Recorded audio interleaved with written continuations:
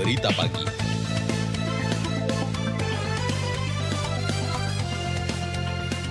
Ada potensi kecenderungan itu untuk generasi muda, khususnya anak, remaja, dan perempuan. Dan smart card itu harus dipakai terus sebagai identitas remaja. Jadi pokoknya kartu pintar itu harus diamankan lah.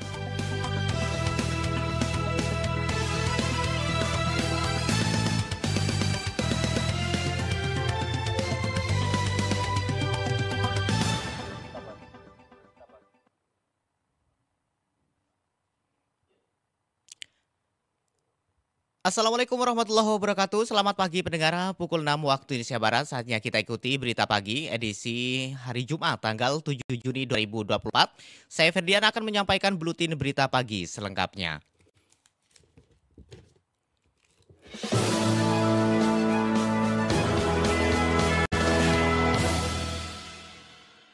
Memasifkan pencegahan intoleransi, radikalisme, dan juga terorisme, Forum Koordinasi Pencegahan Terorisme, khususnya Jawa Timur, menggelar sosialisasi bertema Gembira Beragama di Kabupaten Sumeneb. Kegiatan tersebut, FKPT Jawa Timur melibatkan organisasi lintas agama dan organisasi kepemudaan. Supriyadi melaporkan.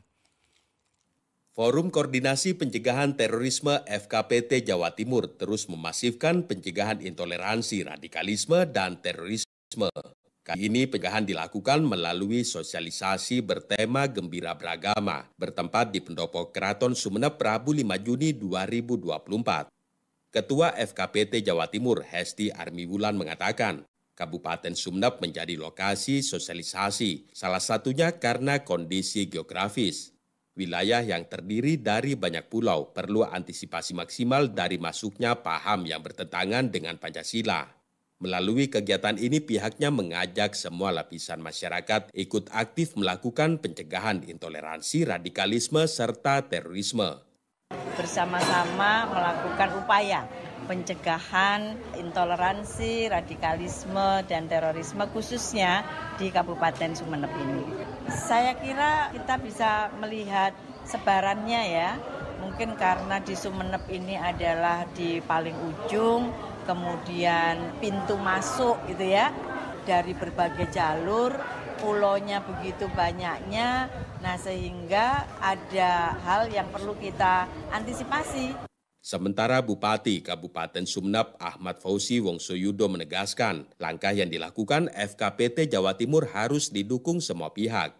Bupati menyatakan meski saat ini isu tentang intoleransi, radikalisme, dan terorisme tidak tampak di permukaan seperti beberapa tahun lalu, namun pergerakannya diyakini masih ada, sehingga langkah pencegahan sangat penting. Terkait dengan beberapa isu-isu yang mungkin saat ini sudah tidak terdengar kembali, tapi gerakan-gerakannya itu sebenarnya terus berjalan kembali. Nah ini yang mungkin salah satu tantangan Pak. Yang pasti kami mendukung terhadap kegiatan yang dilaksanakan Bapak Ibu sekalian yang hadir pada hari ini. Ini semua demi kebaikan masyarakat di Kabupaten Sumeneb. Sosialisasi yang digelar FKPT Jawa Timur di Kabupaten Sumeneb melibatkan organisasi lintas agama dan organisasi kepemudaan. Dalam kegiatan tersebut juga dilakukan deklarasi damai sebagai komitmen menjaga keutuhan NKRI, menolak paham radikalisme dan terorisme, serta siap menjadi pelopor moderasi beragama. Pendengar dan pemirsa, berikut komentar, tanggapan, dan harapan masyarakat tentang waspada paham radikalisme.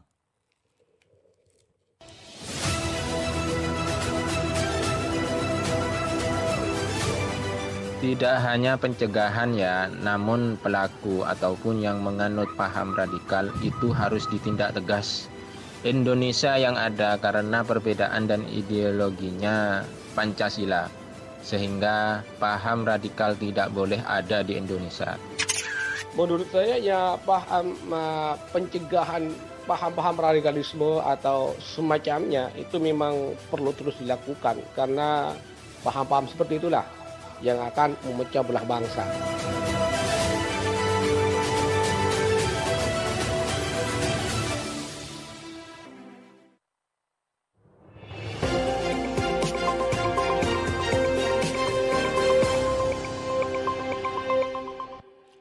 Informasi seputar anak, remaja, dan perempuan rentan terpapar radikalisme dipilih tim redaksi untuk menjadi topik komentar pagi ini. Waspada paham radikalisme. Naskah ditulis dan dibacakan reporter M. Rosikin. Saudara, aksi terorisme dan ekstremisme belakangan ini tidak hanya melibatkan kaum laki-laki dewasa, namun perempuan bahkan anak-anak juga sangat rentan terlibat. Sejumlah kalangan menilai ada beberapa faktor penyebab perempuan dan anak-anak rentan terlibat dalam aksi terorisme. Di antaranya, faktor budaya patriarki, ekonomi dan akses informasi atau ilmu pengetahuan. Budaya patriarki membuat perempuan harus nurut pada suami dan ikut apa yang dikatakan suami. Kemudian ketergantungan perempuan dan anak dari sisi ekonomi juga menjadi alasan utama, serta terbatasnya mereka mengakses informasi yang luas juga menjadi alasan sangat rentan. Untuk itu, berbagai kegiatan sosialisasi perlu kita apresiasi, karena untuk menangkal paham radikal bukan cuma tugas pemerintah, TNI dan Polri, namun tugas segenap elemen masyarakat. Sudah seharusnya kita selalu mengingatkan diri kita, lingkungan kita, masyarakat kita semua agar waspada. Aksi kekerasan, apapun bentuknya, tidak dapat dibenarkan, baik itu relasi gender maupun relasi rakyat dengan negara dan relasi apapun. Oleh karenanya, sudah seharusnya kita cegah bersama-sama. Sekian komentar, selamat pagi. Pendengar, Anda masih bersama Berita Pagi RRI Sumeneb berjejaring dengan RRI Sampang serta dapat diakses melalui rri.co.id, aplikasi RRI Digital dan YouTube RRI Sumeneb.net. Kami beralih ke informasi lain. Pendengar, Komisi Pemilihan Umum KPU Sumeneb, kebutuhan tempat pemungutan suara TPS Pilkada 2024 sebanyak 1.967 titik, jauh lebih sedikit dibanding pemilu 2024 lalu. Selengkapnya dilaporkan Faisal Warid. Jumlah tempat pemungutan suara TPS di Sumeneb untuk pemilihan kepala dan wakil kepala daerah Pilkada 2024 direncanakan menurun dibanding pemilu 2024. Ketua Komisi Pemilihan Umum KPU Sumeneb Rahbini menyampaikan, berdasarkan pemetaan dan penghitungan sementara yang dilakukannya, jumlah TPS pada Pilkada sebanyak 1.967 titik, tersebar di 334 desa dan kelurahan. Jumlah tersebut jauh lebih sedikit dibanding pemilu 2024, di mana saat itu sebanyak 3.863 titik. Menurutnya kebutuhan TPS lebih sedikit karena berdasarkan ketentuan di Pilkada 2024 jumlah pemilih maksimal tiap TPS 600 orang. Sedangkan di pemilu 2024 dibatasi 300 pemilih karena surat suara yang digunakan lebih banyak. Namun demikian menurut Rahbini, KPU tetap mempertimbangkan kondisi geografis dalam pemetaan TPS terutama untuk daerah kepulauan. Kita akan memastikan jumlah TPS di Kabupaten Sumeneb untuk Pilkada 2024. Dan hari ini Pak Saiful masih di Jakarta untuk memastikan jumlah TPS di Kabupaten Sumeneb sesuai dengan mapping yang dilakukan oleh teman-teman PPS. Pasti menyusut. Jadi kita anggarkan 2.500 itu kan saat pandemi COVID-19 untuk 2020 kemarin. Tapi sampai saat ini kita memaksimalkan di masing-masing TPS itu mendekati 600 atau 600. Rahbini menambahkan, dalam waktu dekat KPU akan melakukan rekrutmen petugas pemutahiran data pemilih Pantarlih untuk melakukan pencocokan dan penelitian dalam rangka penyusunan daftar pemilih tetap Pilkada. Wilayah kerja Pantarlih berbasis TPS, namun bisa jadi dalam satu TPS terdapat 2 Pantarlih. Untuk diingat, hari H pemungutan dan penghitungan suara Pilkada 2024 dijadwal 27 November 2024. Pendengar dan pemirsa, selama masa bekerja dalam mensukseskan Pilkada Serentak 2024, Badan Ad hoc Bawaslu Kabupaten Bangkalan dari tingkat desa hingga kecamatan tercover jaminan sosial ketenagakerjaan. Miftahul Umar melaporkan. Badan Ad hoc Bawaslu Kabupaten Bangkalan yaitu anggota Panitia Pengawas Kecamatan, Panwascam, dan Panitia Pengawas Kelurahan dan Desa selama masa bekerja dilindungi BPJS Ketenagakerjaan. Ketua Bawaslu Kabupaten Bangkalan Ahmad Mustain Saleh, Kamis 6 Juni 2024 kepada RRI mengatakan, semua badan ad hoc dari tingkat desa sampai kecamatan kesejahteraannya sudah dijamin sesuai undang-undang dan sudah terlindungi oleh jaminan sosial ketenagakerjaan. Ia menjelaskan untuk Panwascam sebanyak 54 orang dari 18 kecamatan sebangkalan per kecamatan diisi sebanyak 3 orang dengan masa kerja 9 bulan sejak dilantik. Jadi kesejahteraannya terjamin. Sekarang BPJS ketenagakerjaannya wajib ya. Jadi semuanya sudah tercover walaupun kita berharap tidak terjadi. Walaupun mereka sudah dijamin asuransi tapi mudah-mudahan aman lah. Ia menambahkan untuk anggota pengawas pemilihan kelurahan dan desa sebanyak 281 orang sesuai jumlah desa dan kelurahan sebangkalan dan masa kerjanya 8 bulan sejak dilantik. Menurutnya, meski sudah tercover, BPJS Ketenagakerjaan tidak berharap terjadi sesuatu yang tidak diinginkan bersama, hanya sebagai antisipasi. Kerja tugas mereka tidak mengenal tanggal merah, dan mereka harus siap bekerja 24 jam demi suksesnya Pilkada Serentak 2024. Dari Bangkalan, Miftahul Umar, RRI Sampang melaporkan. Satreskrim Polres Sumeneb menangkap oknum guru SD yang melakukan tindak pidana asusila terhadap anak didiknya. Kita ikuti laporan Imam Mukhlis.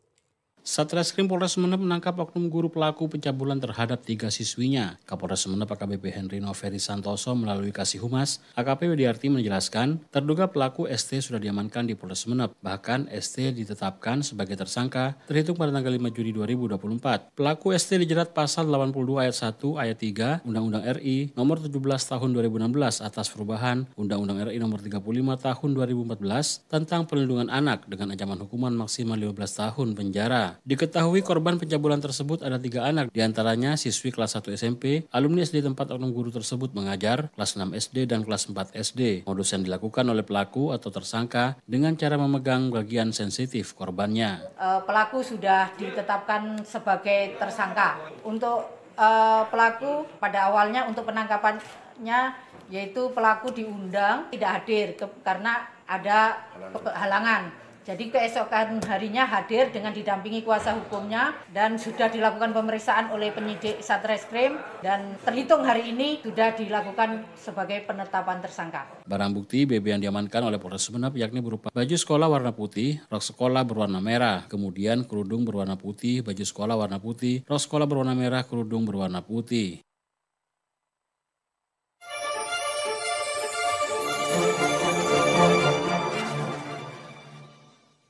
Pendengar Komisi Penyiaran Indonesia Daerah KPID Jawa Timur mengapresiasi sejumlah program RRI Sumeneb yang melibatkan UMKM dalam berbagai kegiatan. Selengkapnya disampaikan Waisul Karni. Komisi Penyiaran Indonesia Daerah KPID Jawa Timur melakukan kunjungan kerja dan monitoring siaran ke RRI Sumeneb. Komisioner KPID Jawa Timur, Romil Masikuri mengatakan pihaknya melakukan monitoring siaran untuk sejumlah program RRI. Karena posisi RRI merupakan bagian dari mitra KPID. Menurutnya, dari sejumlah program yang ada di RRI Sumeneb, Romil melihat RRI Sumeneb berhasil mengembangkan diri dengan kebutuhan zaman. Terbukti ada banyak konten lokal dan UMKM yang dilibatkan dalam berbagai program.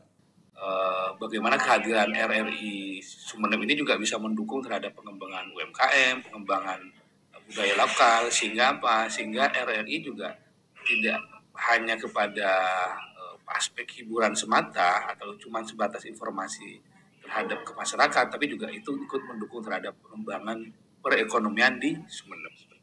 Sementara itu, Kepala RRI Sumeneb Agustini mengakui jika selama ini pelaku UMKM memang diberi ruang yang cukup oleh RRI. Tidak hanya diundang menjadi narasumber, namun juga dilibatkan dalam berbagai kegiatan di luar studio. Kemarin pada kegiatan Rakorwil Dharma Wanita, ya kita mengajak UMKM itu untuk mempromosikan barangnya, produknya itu di stand-stand yang sudah kita siapkan dan gratis. Itulah salah satu kepedulian RRI untuk bisa mengangkat pemberdayaan UMKM agar mereka bisa lebih eksis. Selain itu, RRI terus mengembangkan diri dengan adanya daya RRI digital, YouTube, dan medsos. Sehingga kesempatan pelaku UMKM untuk mengembangkan usahanya semakin terbuka lebar. Tingginya peluang usaha di bidang digitalisasi saat ini, utamanya bagi para lulusan perguruan tinggi. Universitas Anukoya Guluk-Guluk Sumeneb membuka program studi baru yaitu Ilmu Komunikasi dan Bisnis Digital 2024. Berikut laporan Muhammad Ali. Pada tahun ajaran baru 2024-2025, Universitas Anukoya Guluk-Guluk Sumeneb membuka program studi baru yaitu Ilmu Komunikasi dan Bisnis Digital. Rektor Universitas Anukoya Guluk-Guluk Sumeneb, Usnana Nafik mengatakan, program studi baru ini sebagai salah satu upaya memberikan pendidikan digitalisasi bagi calon mahasiswa yang memiliki bakat di dunia digital. Hal ini penting karena di era yang serba digital saat ini banyak peluang bagi para lulusan komunikasi maupun bisnis digital bisa tembus pasar kerja seperti menjadi spesialis konten kreator dan sosial media spesialis. Untuk itu, kampus Islam ini menggandeng seorang developer mobile application dan beberapa organisasi pemerintah daerah atau OPD seperti Dinas Komunikasi dan Informasi Diskominfo Sumeneb dan Lembaga Penyiaran Publik Radio Republik Indonesia atau LPP RRI Sumeneb karena merupakan bagian dari stakeholder yang berhubungan dengan digitalisasi. Kalau bisnis digital era ini kan memang sudah era digital. Kita membuka ini untuk memfasilitasi para generasi Z ini agar bisa beradaptasi dengan transaksi ekonomi di dunia digital. Makanya yang kita undang juga termasuk yang ahli startup, paham tentang bagaimana bisnis di dunia maya dan lain sebagainya, itu yang kita undang. Dan pelaku-pelaku bisnis baik konvensional maupun yang digital. Usnan menambahkan, peserta didik baru yang sudah mendaftar pada program studi Ilmu Komunikasi dan Bisnis Digital mencapai 30 calon mahasiswa baru. Jamaah calon haji CJH asal Kabupaten Pamekasan diimbau untuk menggunakan smart card atau kartu pintar selama berada di Tanah Suci. Purnama Iswantoro melaporkan. Jemaah calon haji JCH asal Kabupaten Pamekasan diimbau untuk menggunakan smart card atau kartu pintar selama berada di Tanah Suci. Kasih penyelenggara haji dan umroh Kemenak Pamekasan Abdul Halim mengatakan, kartu pintar yang dikeluarkan pemerintah Arab Saudi harus selalu digunakan jemaah calon haji sebagai akses mengikuti rangkaian ibadah haji. Menurut Halim, kartu pintar ini baru pertama kali dibagikan pada penyelenggaraan ibadah haji tahun 2024 ini. Hal ini bertujuan untuk memudahkan jemaah mengakses terkait haji seperti lokasi pelaksanaan ibadah haji di Tanah Suci. Jadi smart card itu ada yang diberikan di asrama haji, Sekolila Surabaya, ada juga sebagian yang diberikan di Mekah atau mungkin di Madinah. Dan smart card itu harus dipakai terus sebagai identitas jemaah haji. Jadi impalnya kartu pintar itu harus dijaga benar-benar, artinya diamankan lah. Halim mengungkapkan pemerintah Arab Saudi menyiapkan cadangan kartu bagi jemaah apabila kehilangan kartu pintar. Namun jumlahnya terbatas, yaitu 10% dari total jemaah calon haji Indonesia. Kartu pintar ini didominasi warna coklat dan putih. Di bagian depan terdapat foto, profil jemaah, dan barcode yang bisa dipindai untuk mengetahui data jemaah. Dalam kartu pintar itu termuat seperti nama jemaah, foto, tempat tanggal lahir, nomor visa, provider yang menerbitkannya, serta lokasi pemondokan jemaah di Mekah.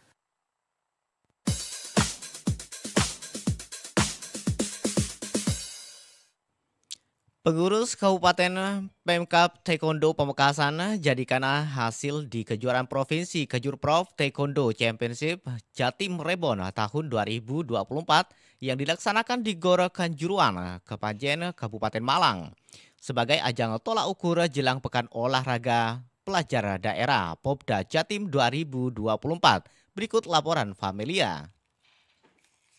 Kejuaraan Provinsi Kejurprov Taekwondo Championship Jatim Rebon tahun 2024 yang dilaksanakan di Gor Kanjuruhan, Kepanjen, Kabupaten Malang menjadi ajang tolak ukur bagi atlet taekwondo binaan pengurus Taekwondo Indonesia TI Kabupaten Pamekasan. Terutama bagi atlet pemula yang dipersiapkan untuk turun di Pekan Olahraga Pelajar Daerah Popda Jawa Timur. Kepala Pelatih Taekwondo Indonesia Kabupaten Pamekasan Sudianto menuturkan, pada ajang yang dilaksanakan di Kabupaten Malang itu dirinya menerjunkan sebanyak 32 atlet dan dari 32 atlet itu terdapat 10 atlet pemula yang dipersiapkan di Popda Jawa Timur. Namun di luar dugaan beberapa atlet pemula itu mampu menyumbangkan medali untuk Kota Gerbang Salam. Dari 26 medali yang diperoleh, terdiri dari 18 medali emas, 6 medali perak, dan 2 medali perunggu, beberapanya diraih oleh atlet pemula tersebut. Bahkan, Atlet tersebut mampu mengimbangi kemampuan lawan dari kabupaten kota di Jawa Timur untuk kelas prestasi. Ini kan ada beberapa atlet yang memang baru untuk Popda dan langsung terjun di kelas prestasi. Dan alhamdulillah di sini juga bisa bersaing dengan atlet daerah kabupaten kota lainnya. Untuk itu, tambah Sudianto, pihaknya akan lebih mengintensifkan latihan khususnya kepada atlet yang dipersiapkan di Popda Jawa Timur agar pada pelaksanaan Popda nanti hasil yang diraih dapat lebih baik.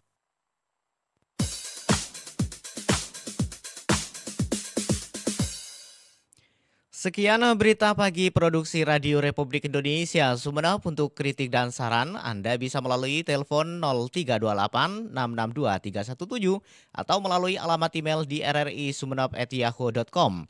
Dari lantai 1 Urip Sumoharjo 26 Sumeneb, saya Ferdian bersama kerabat kerja yang bertugas menyampaikan terima kasih atas kebersamaan Anda. Selamat pagi.